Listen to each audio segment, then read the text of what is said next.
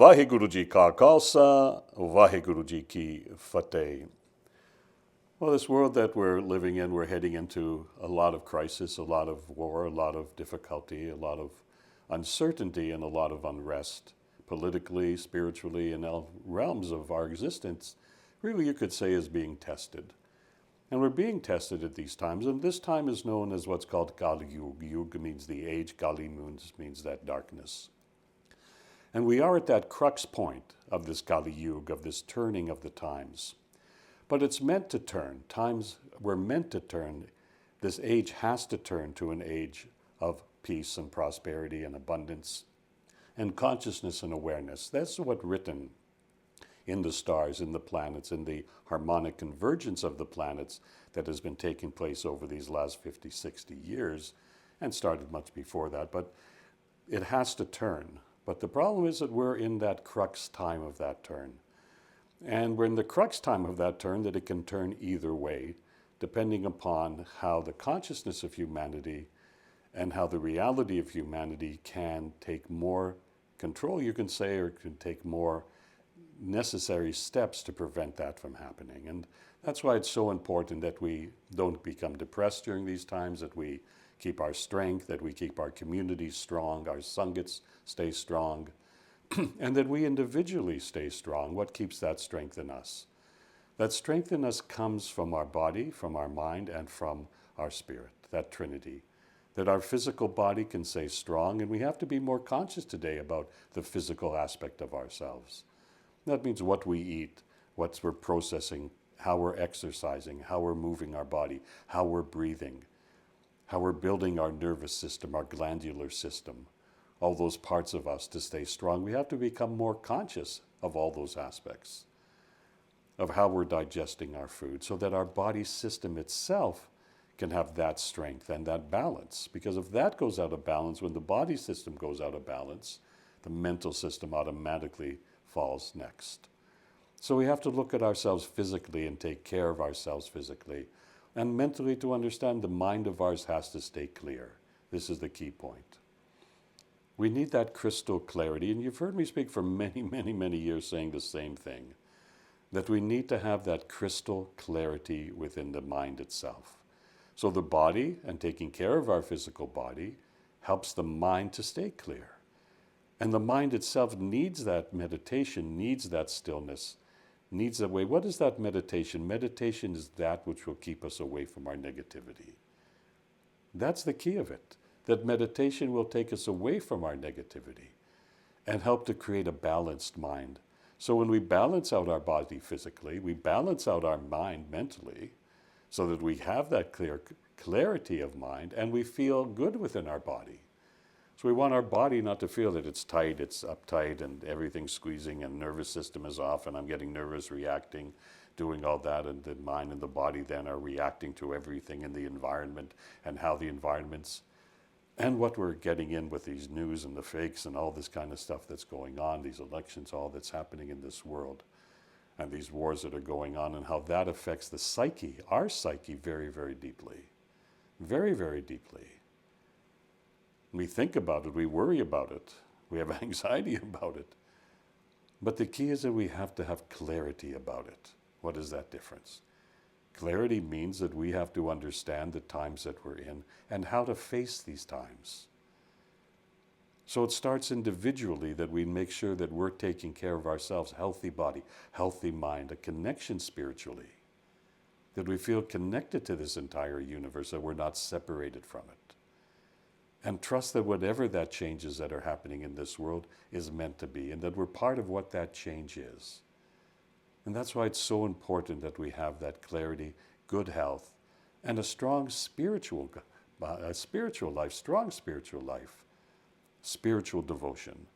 In whatever way that moves you in that spirituality. Spirituality means the actualization of the spirit. Because the spirit is stronger than anything else. Spirit is stronger than mind. Spirit is actually stronger than body. When the body and the mind can support the spirit, the soul energy, the Atma, that soul energy within you, and that's together becomes that trinity, that unity of self, that all those three aspects are put into that balance, then we can project out into this life with strength. And to help share a message of peace, tolerance, acceptance to this world. It's so important.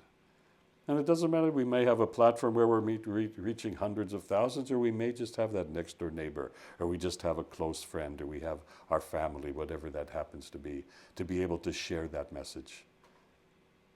And keep sharing that message. One candle is to what? Light another candle, and every candle that's lit. And we have to have that hope, we have to have that faith, that the consciousness of humanity together will change what is happening.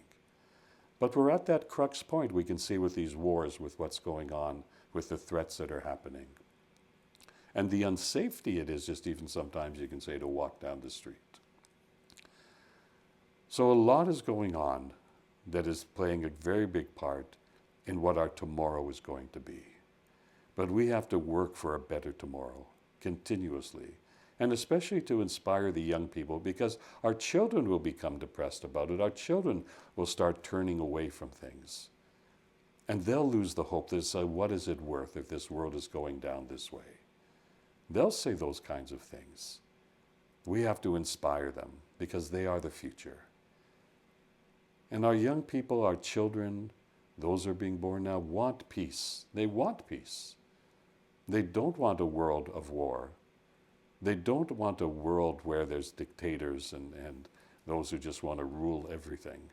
They see things in a much different way, in a unity, in a balanced way, in a cooperative way, in a sharing way, in a merging way.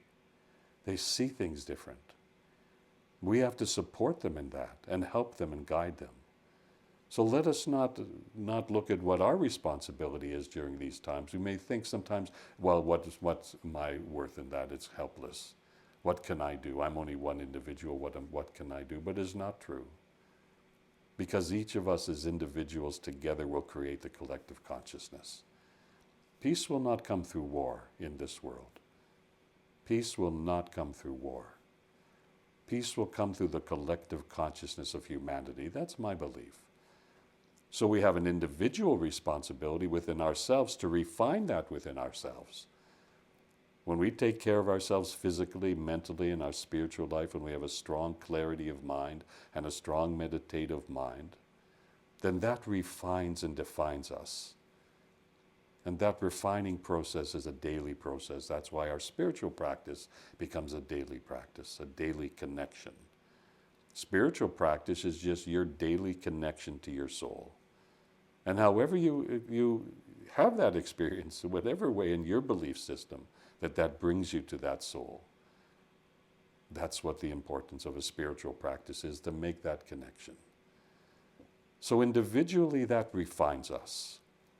And we spread that to our community. We want to be in communities, sanghats, congregations.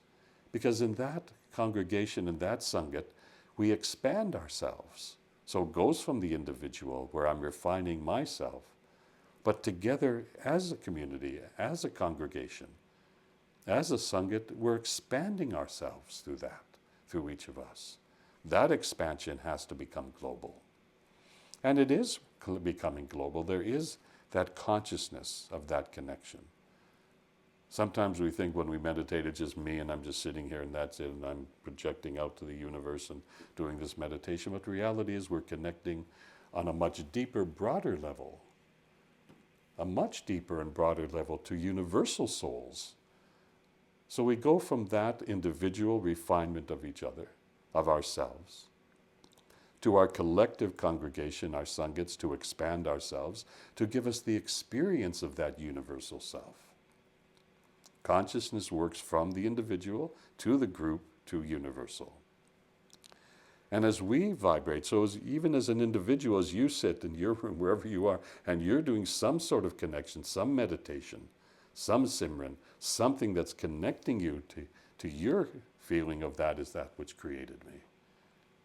It actually vibrates beyond just you. It vibrates beyond the individual, to the global sangha, to the global community. And this is, to my belief, is the power that we'll have and the power that will change the flow. And our prayer for peace and our prayer for protection of this Mother Earth is so important to spread that energy. So never think that your energy is not felt. Your energy is felt deeply. That's the commitment that we make. And that's why we connect on a soul level to each other. Think in your own life, all those that you connect. On a deeper soul level, we feel it with our family, we feel it with our children, we feel it in those relations, but we also feel it with many that we know, many that we meet, many that we come together at different times with. We see it where we travel and we connect with others, that there's a global connection that we feel, and that connection then becomes a very soul and a deeper connection, and that connection, because we are an electromagnetic field, we merge with each other, and that we always feel those deeper connections that we have to each other, no matter where we are in this planet. And as we expand and expand and expand out to make those connections, we have an impact.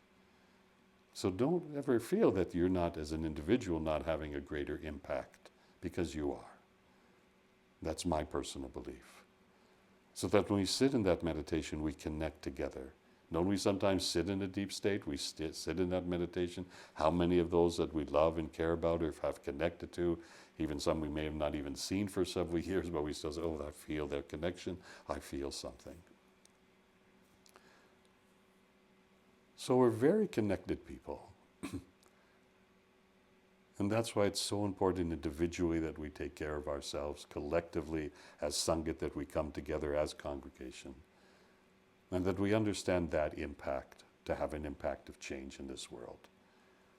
Because the world is at that moment of time where we're being tested. And we're being tested as a planet and tested as a world. And our prayer and our hope is that the tides shall shift, where there's more care for people than there is for money. There's more care for who we are and how we grow and how we move forward than there is for having control over lands or properties. That we understand that the greatest gift that we have is the gift of each other, and to share that. That not one person in this world should ever have to worry about eating. Not one child in this world should ever have to worry about having education. And not one woman should ever have to fear about being abused. And when we can reach that state of consciousness and that state of understanding, then peace shall prevail. But we have to be those emissaries today to share those teachings, share those words, to help others, and to be instruments for change. So let us hold it deep into our heart. Let us expand it out through us. Have a very balanced, positive way of being. Be clear in our consciousness. Take care of ourselves physically. Have clarity of our mind. And in our spiritual daily practice, to connect ourselves to the universal flow of energy that will help to share, to bring this planet to peace. And my belief is peace shall come. I may not have it in my lifetime to see, but it shall come. And our future generations, and our children, their children, and those future generations shall inherit a world of peace, prosperity, and abundance for all people, for everyone. Vaheguru Ji Ka Khalsa, Vaheguru Ji Ki Fateh. Please subscribe to our Library of Teachings Legacy Project. Our Legacy Project and your subscriptions help to give us that opportunity to compile the many, many years of teachings, of videos, lectures, and classes of Harinam Singh Khalsa. Please visit our website, anandlotus.com, to subscribe. Satnam.